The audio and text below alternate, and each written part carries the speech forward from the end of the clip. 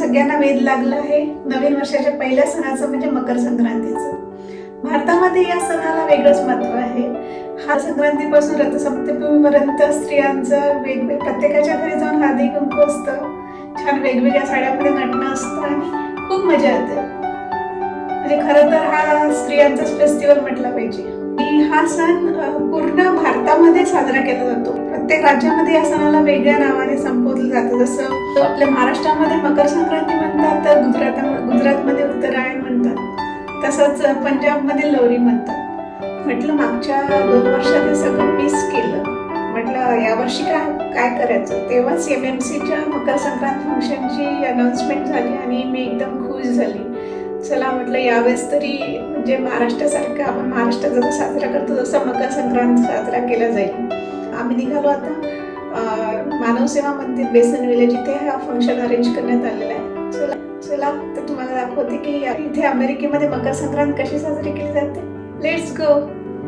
इथे पोहोचलेलो आहे. बघूया कसं होतं संक्रांती. MMCची परंपरा टीम ही स्त्रियांना हळदी कुंकू, सुंदरवान आणि पुरुषांना भेटवस्तू देऊन त्यांचं स्वागत करत होती. संक्रांतीचे औचित्य साधून इथे मनमोहक असे फोटोबूथ आणि देखावे उभे केले होते.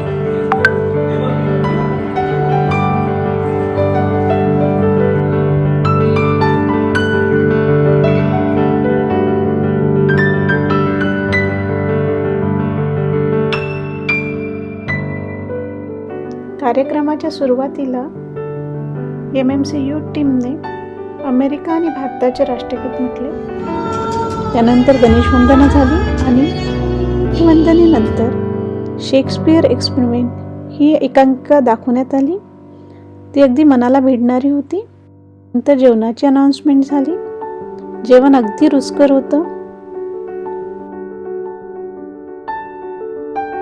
जेवणानंतर शिकागो मराठी शाळेच्या मुलांनी भारतामध्ये मकर संक्रांत कशी साजरी करतात त्या विषयावर एक सुंदरशी नाटुकली सादर केली आणि ती अतिशय सुंदर झाली. आपल्या महाराष्ट्रात कसा रे साजरा करतात हा सण?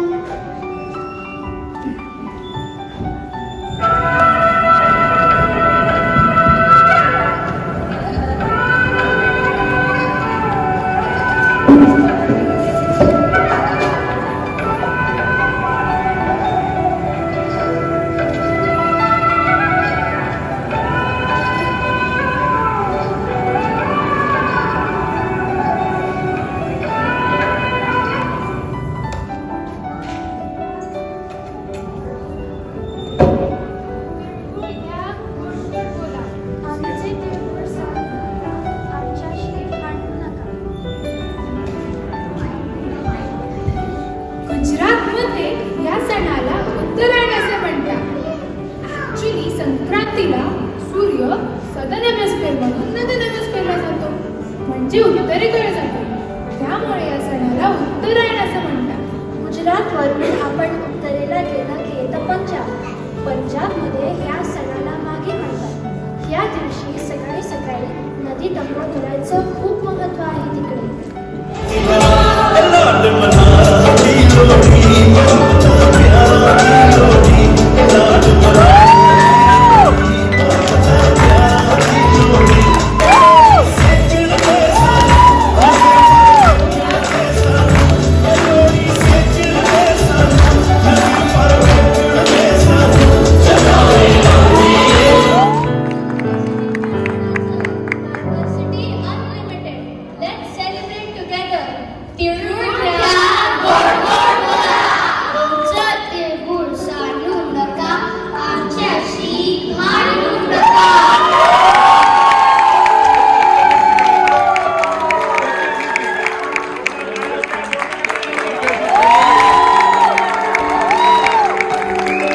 त्यानंतर नृत्याचे कार्यक्रम झाले.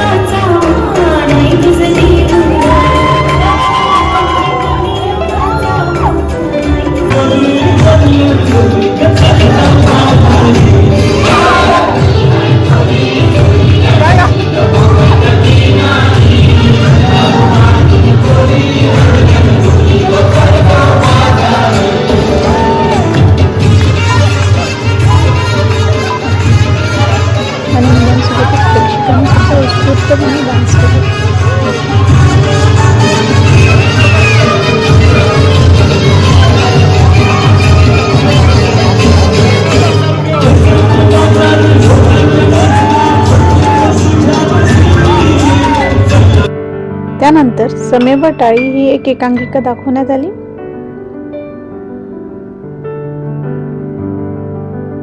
ती पण खूप छान होती. आजच्या काळाला समर्पक होती.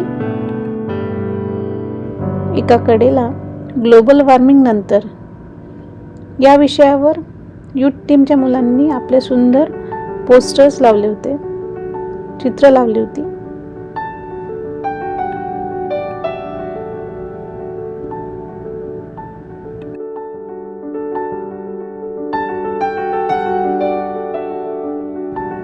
हे आम्हाला मिळालेलं सुंदरसं वाण.